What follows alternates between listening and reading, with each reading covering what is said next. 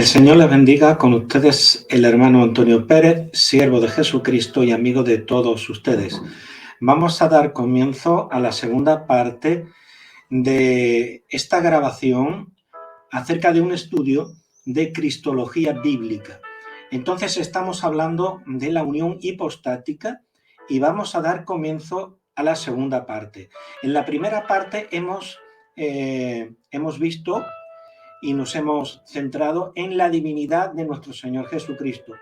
Repito, primero, para establecer la unión hipostática, tenemos que entender de que Jesucristo era verdadero hombre y era verdadero Dios.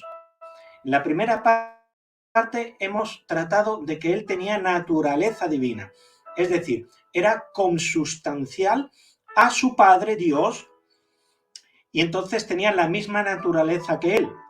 Era divino, era de condición o naturaleza divina. De la misma manera, Jesucristo es consustancial a nosotros, es decir, es verdadero hombre. Entonces vamos a estudiar ahora cómo la palabra de Dios nos indica esta verdad.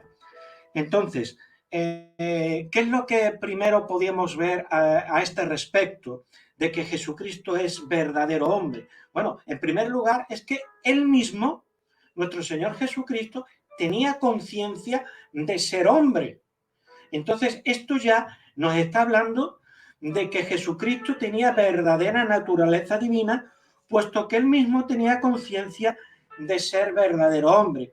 Entonces, si nos vamos al Evangelio según San Juan, capítulo 8, Juan, capítulo 8, ustedes lo pueden seguir en su casa, y versículo 40, Juan 8:40, nos dice así la palabra del Señor.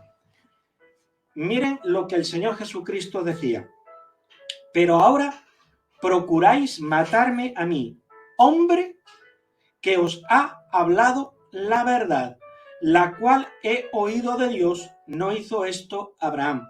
Entonces, aquí nos damos cuenta de cómo nuestro Señor Jesucristo tenía conciencia de ser verdadero hombre, que era hombre en verdad. En la primera parte, indiscutiblemente, hemos establecido con contundente argumento bíblico de que Jesucristo era verdadero Dios. Bien, ahora vamos a darnos cuenta de que realmente nuestro Señor Jesucristo también era verdadero hombre. Y él lo declara. Él mismo tenía conciencia de ser un hombre verdadero. Pero ahora procuráis matarme a mí, hombre que os ha hablado la verdad. Así también lo reconoció el apóstol Pablo. Entonces, si vamos a Primera de Timoteo, capítulo 2 y versículo 5, nos damos cuenta lo siguiente. Primera de Timoteo, capítulo 2 y versículo 5. Dice, porque hay un solo Dios y un solo mediador entre Dios y los hombres. ¿Quién? Jesucristo el arcángel Miguel, como dicen los falsos testigos de Jehová.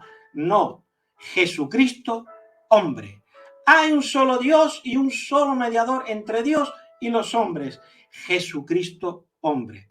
Entonces, dice que hay un mediador, hay. O sea que Jesucristo sigue siendo, allá en la patria celestial, sigue siendo hombre. Por ahí ya en las redes ya hay un hermano en la fe que yo veo que no tiene, veo que tiene un conocimiento cristológico deficiente, que dice que ya no es Dios, perdón, que ya no es hombre, que dejó de ser hombre cuando subió a la gloria. No, subió a la gloria con un cuerpo glorificado, es decir, adaptado a las condiciones celestiales, adaptado a las condiciones de la gloria celestial. Por eso es un cuerpo glorificado, un cuerpo glorificado. Entonces, pero sigue siendo un cuerpo, sigue siendo Jesucristo hombre, de tal manera que leemos, porque hay un solo Dios y un solo mediador entre Dios y los hombres, Jesucristo hombre, Jesucristo hombre. O sea, sigue siendo verdadero hombre. Lo fue cuando anduvo en esta tierra y lo sigue siendo ahora después de resucitado y ascendido a los cielos.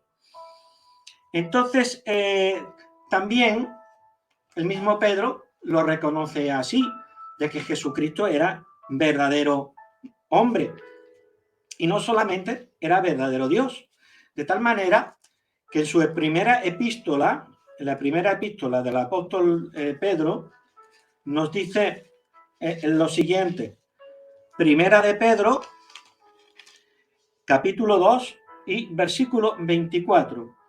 Dice Pedro: quien llevó él mismo, está hablando de nuestro Señor Jesucristo, quien llevó él mismo nuestros pecados en su cuerpo sobre el madero. Entonces, si tenía un cuerpo, es porque era verdadero hombre. No solamente era verdadero Dios, repito, sino que también era verdadero hombre. Vamos a ver, tenía cuerpo, cosa que forma parte de la naturaleza divina. Pero es que también tenía alma humana. Si vamos a Mateo capítulo 26 y versículo 38, nos dice así la palabra del Señor. Dice: entonces Jesús les dijo: mi alma está muy triste hasta la muerte. Quedaos aquí y velad conmigo. Mi alma está muy triste hasta la muerte. O sea, de que él tenía también alma. Vemos que Pedro nos declara que tenía cuerpo. Ahora aquí él mismo nos está diciendo que tenía alma. ¿Tenía espíritu? ¿Tenía espíritu? Pues sí. Si vamos a Lucas 23:46, Evangelio según San Lucas, capítulo 23 y versículo 46, nos dice la palabra del Señor. Dice: entonces Jesús, clamando a gran voz, dijo: Padre, en tus manos encomiendo mi espíritu. Y habiendo dicho esto, expiró. Padre, en tus manos encomiendo mi espíritu. Entonces nos damos cuenta que tenía cuerpo, que tenía alma, que tenía espíritu. ¿Qué dice la palabra del Señor? Y todo vuestro ser, cuerpo, alma y espíritu sea guardado irreprensible hasta la venida del Señor. Pues bien, esas son las partes. Yo soy tricotómico, respeto a mis hermanos que sean dicotómicos, pero personalmente soy tricotómico. Entonces, ¿tenía Jesucristo verdadera humanidad? ¿Había en él cuerpo, alma y espíritu? Evidentemente sí. Luego entonces él era verdadero hombre. Bien, ¿cómo adquirió el Hijo de Dios la naturaleza humana?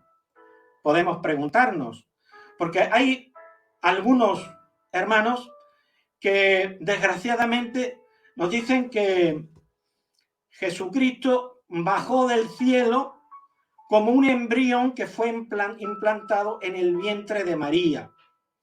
Y entonces convierten a la Virgen María en un vientre de alquiler. Entonces eso es un absurdo, eso es un disparate, eso es antibíblico, y eso tiene serias consecuencias en soteriología, porque la cristología y la soteriología van de la mano, de tal manera que si la cristología falla, entonces también falla la soteriología, y ya explicaremos por qué. Entonces, ¿qué fue la cosa? ¿Cómo adquirió el Hijo de Dios? ¿Cómo adquirió la naturaleza humana? ¿Cómo se convirtió en verdadero hombre? Bueno, si nos vamos al primer capítulo del Evangelio según San Juan, capítulo 1 y versículo 1, ¿qué nos dice la palabra de Dios? En el principio era el Verbo, y el Verbo era con Dios. ¿Y qué? Y el Verbo era Dios, y el Verbo era Dios. Quedémonos que se está hablando del Hijo de Dios, se está hablando del Verbo, ¿Qué nos dice el versículo 14? Y aquel verbo fue hecho carne y habitó entre nosotros. Y aquel verbo fue hecho carne y habitó entre nosotros. Fue hecho carne.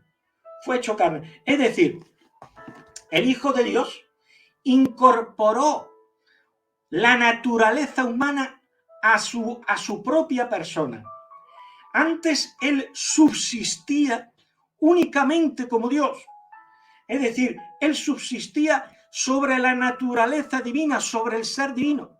Ahora él extiende la segunda persona, ese sujeto, esa persona, extiende su existencia sobre una nueva naturaleza, que está compuesta, por cuerpo, alma y espíritu. Entonces, ahora él extiende, repito, su subsistencia sobre una naturaleza humana. Por eso es que dice que aquel verbo se hizo carne, se encarnó, hizo suya aquella nueva naturaleza. Antes de la encarnación, Jesucristo subsistía sobre la naturaleza divina. El ser divino le hacía existir. Bien, ahora existe también sobre una naturaleza humana. Seguimos con el estudio. Y aquel verbo fue hecho carne. Juan 1:14. ¿Y qué nos dice en 1 de Timoteo 3:16? Grande es el misterio de la piedad. Dios fue manifestado en carne. Esto es un misterio. No sabemos cómo esto se produjo. Solo sabemos, si estudiamos la Escritura, que fue un milagro operado por el poder omnipotente del Espíritu Santo. Entonces, Jesucristo tomó una naturaleza humana. ¿De dónde la tomó? Pues de la masa genética de la Virgen María. No vino del cielo. No vino del cielo esa naturaleza humana. No, lo que vino fue la persona, el sujeto que se encarnó en la bienaventurada Virgen.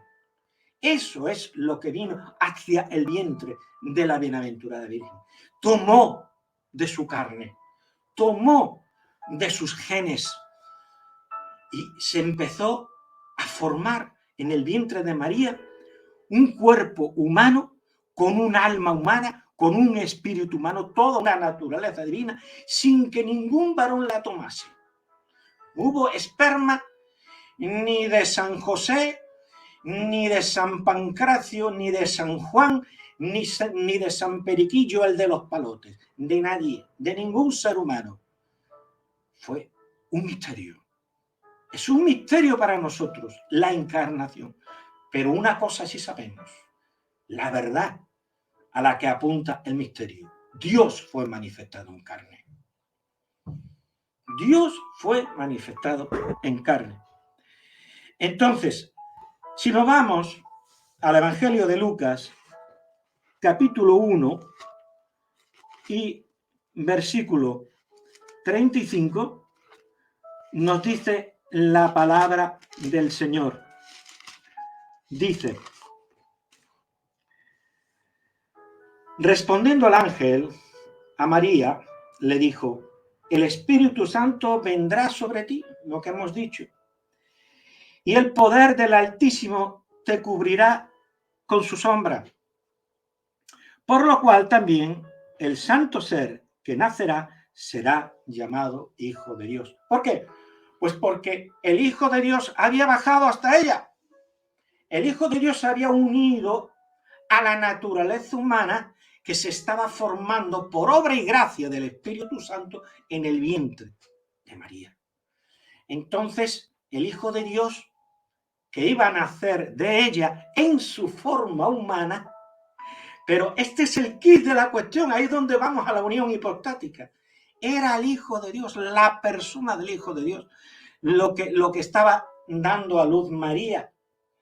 En su forma humana, claro está. Cuando decimos que María es Theotokos, Madre de Dios, no queremos decir que Dios tomara su principio y su divinidad de María. Eso es un disparate, la cosa no va por ahí ni muchísimo menos. Lo que queremos decir es que María parió a Dios. ¿Cómo? En la persona de su hijo. La persona del hijo nació de ella, en su naturaleza humana, claro está. Pero era el hijo de Dios. Estaba pariendo a un sujeto. Estaba pariendo a una persona. Era el hijo de Dios. Entonces, el hijo de Dios, el verbo, el logos, resulta de que estaba naciendo. Y aquel verbo habitó entre nosotros. Aquel verbo se hizo carne y habitó entre nosotros. ¿Qué es lo que salió de María? ¿Qué es lo que dio a luz María? Al Hijo de Dios, al verbo, al logos. Entonces, está claro. ¿De dónde tomó? Pues tomó esa naturaleza humana del vientre de María. ¿Cómo? Pues a través del poder del Altísimo. El poder del Altísimo, ¿verdad? Dice, el Espíritu Santo vendrá sobre ti y el poder del Altísimo te cubrirá con su sombra. Y entonces ese poder, a través de la persona del Espíritu Santo, hizo que María, sin que ningún varón la tomara, sin que tener relaciones íntimas con ningún varón, quedara embarazada. Esto es un milagro, esto es un portento. ¿Cómo sucedió esto? Pues no lo sabemos. ¿Por qué? Porque es un misterio grande, el misterio de la piedad. Dios fue manifestado en carne. Entonces, no nos interesa saber el cómo. Nos basta saber el qué. ¿Qué fue lo que pasó? Pues que Dios fue manifestado en carne. ¿En quién? En Jesucristo, que es el Hijo de Dios. Entonces, el santo ser que nacerá, dice la Escritura, pues esto nos indica de que aunque el Hijo de Dios tomó aquella naturaleza humana aportada por la genética adámica de la cual descendía María, quedó completamente santificado, de tal manera que Jesucristo nació libre de toda mancha.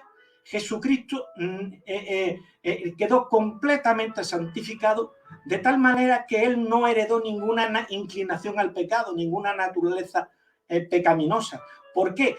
Porque nos dice la Escritura, el santo ser que nacerá. Es decir, Dios hizo una obra completa de santificación, de restauración de los genes que estaban tarados, que estaban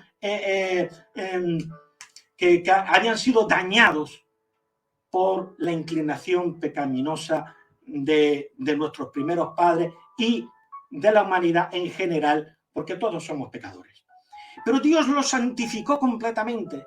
Aquella criatura que nació de María nació completamente santa, porque ahí es donde está parte de ese misterio, no solamente en la concepción, sino también en la santificación de la naturaleza humana que el verbo de Dios, que el Hijo de Dios había tomado de María. Entonces, tomó la carne de la masa genética de María, la cual era descendiente de David. Tuvo que ser así, no pudo bajar del cielo un embrión humano. ¿Humano de qué? Sería entonces otra raza humana. No sería la raza humana que pecó. Y si no es la raza humana que pecó, no puede ser nuestro sustituto en la cruz. Porque para que haya expiación, tenía que subir a la cruz alguien descendiente de Adán que nos sustituyera a todos. Alguien de otra humanidad, un hombre celestial y que un hombre celestial, pues ese no nos puede sustituir.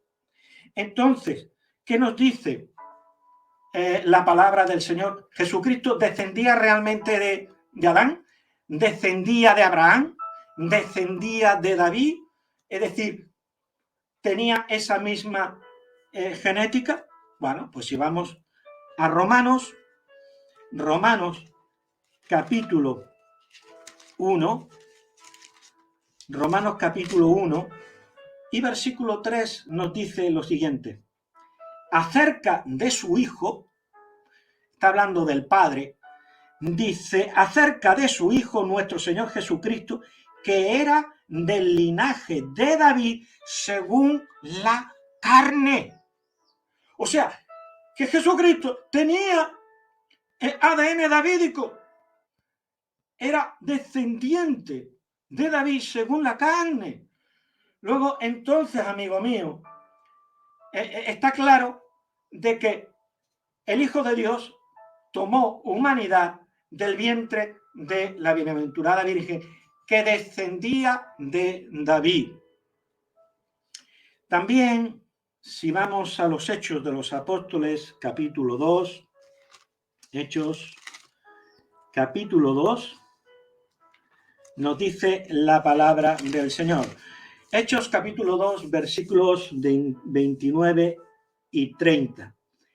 Dice, varones hermanos, se os puede decir libremente del patriarca David, que murió y fue sepultado, y su sepulcro está entre nosotros hasta el día de hoy. Pero siendo profeta, y sabiendo que con juramento Dios le había jurado que de su descendencia, en cuanto a la carne, más claro imposible, que de su descendencia en cuanto a la carne levantaría al Cristo para que se sentase en su trono. ¿Más claro? Fue un embrión que Dios no sé cómo ni de qué manera creó allá en el cielo. Lo mandó al vientre de nuestra hermana, la Virgen María. ¿Fue eso? No, porque entonces no descendería de David. Y a mí no me vale que se criara en el vientre de María una descendiente de David. No, eso no es así. La Escritura dice que de su carne, es decir, de su masa genética. Más claro es imposible. Y nos lo dice nuestro Señor Jesucristo. Vamos a ver. Si vamos a Apocalipsis capítulo 5, que nos dice la palabra del Señor. Ahí el propio nuestro Señor Jesucristo nos saca definitivamente de dudas. ¿Qué dice el versículo 5? Dice, y uno de los ancianos me dijo, no llores, he aquí el león de la tribu de Judá, la raíz de David, ha vencido para abrir el libro y desatar sus sellos. ¿Qué nos dice aquí? Que él es la raíz de David. Hemos leído que es de la carne, de su descendencia, según la carne. Hemos leído en Hechos 2, 29, 30. Y aquí en Apocalipsis capítulo 5, versículo 5, dice que él es la raíz de David. Más claro imposible. ¿Qué dice nuestro Señor Jesucristo en el capítulo 22 y versículo 16? Dice, yo Jesús. Aquí Jesucristo nos va a sacar definitivamente de duda. Él mismo lo declara. Dice, yo Jesús he enviado mi ángel para daros testimonio de estas cosas en las iglesias. Yo soy la raíz y el linaje de David, la estrella resplandeciente de la mañana. Yo soy, ¿qué? Un embrión venido del cielo, que Dios creó allí y implantó como un vientre de alquiler en la matriz de María. No, dice, yo soy la raíz y el linaje de David. Él mismo nos lo dice, él mismo nos saca definitivamente de dudas. Así que Daniel Hernández y otros como él están definitivamente refutados. Y eso de que Jesucristo es el segundo Adán que vino del cielo, ya voy a hacer un vídeo para refutar y clarificar, hacer una exégesis correcta de ese texto. Y no hace falta el griego para nada. Tenemos muchas traducciones, todas del griego, que todas dicen lo mismo. Vamos a clarificar ese texto, que es mal usado. Igual que los testigos de Jehová y otros sectarios usan textos de la Sagrada Escritura, dándole un sentido falso a la Escritura, Pues Daniel Hernández y otros como él, pues están tergiversando ese texto de la palabra de Dios. Está claro para todo aquel que lo quiera entender. Jesucristo es, por su propia boca, Él es la raíz y el linaje de David. ¿Y qué es la raíz? De una descendencia, de un linaje. El ADN, lo más profundo. Una planta, lo más profundo que tiene es la raíz. Bueno, pues de ahí viene, de ese linaje, de esa raíz, de la raíz davídica. ¿Y de dónde venía David? De Abraham. ¿Y de dónde venía Abraham? De Adán. Entonces, la naturaleza humana formaba parte, Jesucristo era consustancial a nosotros en su humanidad. Y por lo tanto, él podía sustituirnos en la cruz, hacer sustitución, un sacrificio expiatorio por toda la humanidad, porque esa humanidad estaba muriendo en la cruz, haciendo un sacrificio expiatorio. No un embrión venido del cielo. Pero qué disparate es eso, por el santísimo amor de Dios. ¿Cómo es posible que en nuestras iglesias, que haya gente que empiece a hacer teología de su propia mente, de su propio corazón? Tenemos que hacer teología dentro de la historia, aceptar las grandes verdades que a lo largo de la historia el cristianismo ha establecido, y todas ellas son bíblicas. Hemos de confesar todas las denominaciones evangélicas las mismas verdades fundamentales. Y esto a lo cual nos estamos enfrentando hoy en día respecto a la Teotocos y respecto a esto del vientre de alquiler, no es otra cosa sino una herejía terrible, más grande que la copa de un pino. Entonces, ¿qué razones había para que esto fuese así?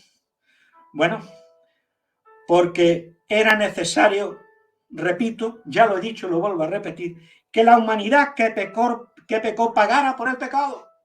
Era necesario que la humanidad que pecó pagara por el pecado. Sería inconsecuente e injusto que un ser humano que no desciende de Adán pague por lo que no hizo, Pero el Hijo de Dios, al tomar la naturaleza que pecó, fue el sustituto perfecto. De tal manera, hermanos queridos, que si nos vamos a San Juan, capítulo 1 y versículos 29 al 30, nos dice: el siguiente día vio Juan a Jesús, que venía a él, y dijo: he aquí el Cordero de Dios que quita el pecado del mundo. Este es aquel de quien yo dije: después de mí viene un varón, es decir, un verdadero hombre, un hombre como nosotros. Dice, el cual es antes de mí porque era primero que yo. Claro, era primero que él, porque ese varón era el Hijo de Dios, humanado. Está claro, nos lo está enseñando la Sagrada Escritura. He aquí el Cordero de Dios que quita el pecado del mundo. ¿Por qué? Porque era un verdadero varón. Entonces, sería incorrecto, sería injusto que alguien que no es de nuestra humanidad subiera a la cruz por nosotros. Entonces no habría salvación, no habría una verdadera expiación. Jesucristo no sería el Cordero de Dios que quita el pecado del mundo. Segunda razón, porque tenía que ser también Dios. No solamente verdadero hombre de nuestra misma condición, consustancial a nosotros, sino que también tenía que ser Dios. Cosa que ya hemos probado. Lo hemos probado en el primer vídeo que hemos subido, en la primera parte. ¿Para qué? Para poder resistir la ira infinita de Dios por el pecado, cuando llevó sobre su cuerpo el pecado de la humanidad, de la cual era sustituto. Entonces, si nos vamos a Isaías 53, ¿Qué nos dice la palabra del Señor? Isaías 53, versículos 4 y 6, dice: ciertamente llevó él nuestras enfermedades y sufrió nuestros dolores, y nosotros le tuvimos por azotado, por herido de Dios y abatido.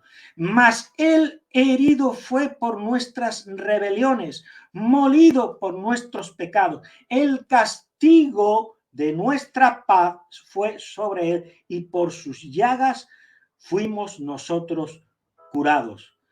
Todos nosotros nos descarriamos como ovejas, cada cual se apartó por su camino, mas el Señor cargó en él el pecado de todos nosotros. Tenía que ser verdadero hombre y tenía que ser verdadero Dios para poder soportar la ira infinita de Dios sobre su cuerpo allá en la cruz, porque Jesucristo estaba lleno de pecado. Dios mío, ¿por qué me has desamparado? ¿Por qué me has desamparado? Porque estaba lleno de pecado. Porque Dios no tiene comunión con el pecado. Y Jesucristo estaba lleno de pecado. Por eso sentía el desamparo y la ira de Dios que lo estaba consumiendo en la cruz. Que nos dice en los versículos 9 y 11. Dice: y se dispuso con los impíos su sepultura, mas con los ricos fue en su muerte, aunque nunca hizo maldad, ni hubo engaño en su boca. Era perfecto, era una víctima sin pecado, que podía hacer expiación por todos. Cuando se ofrecía un sacrificio expiatorio, la víctima, el cordero que era sacrificado, tenía que ser sin defecto, sin mancha alguna. Dice: con todo eso el Señor quiso quebrantarlo, sujetándole a padecimiento. Cuando haya puesto su vida en expiación por el pecado, verá linaje, vivirá por largos días, y la voluntad del Señor será en su mano prosperada. Y nos sigue diciendo: verá el fruto de la aflicción de su alma y quedará satisfecho. Por su conocimiento justificará mi siervo justo a muchos y llevará las iniquidades de ellos. Podemos seguir leyendo más, pero de este mismo capítulo 53, pero creo que es suficiente. Jesucristo, verdadero hombre, Jesucristo, verdadero Dios, que nos dice en Romanos capítulo 1, versículo 18, nos dice: porque la ira de Dios se revela desde el cielo contra toda impiedad e injusticia de los hombres que detienen con injusticia la verdad. Dios revela su ira contra el pecado y contra toda impiedad, contra toda injusticia de los hombres. Bueno, ese pecado, esa iniquidad fue cargada sobre Cristo. Cristo, hemos leído en Primera de Pedro, que él llevó sobre su cuerpo en la cruz el pecado de todos nosotros. Bueno, pues Dios derramó esa ira sobre él. En Primera Tesalonicenses,